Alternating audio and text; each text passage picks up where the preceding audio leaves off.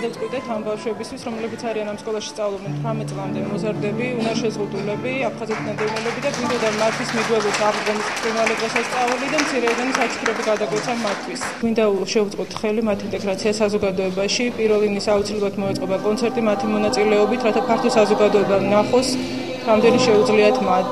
მათ შორის არიან საერთაშორისო კონკურსის ლაურეატებიც, არიან ერისიონის სოლისტიც ყოფილა ერთ-ერთი ბიჭი, ასე რომ საკმაოდ დიდი პოტენციალი აქვს, რომელიც ნამდვილად უნდა იქნეს გამოყენებული.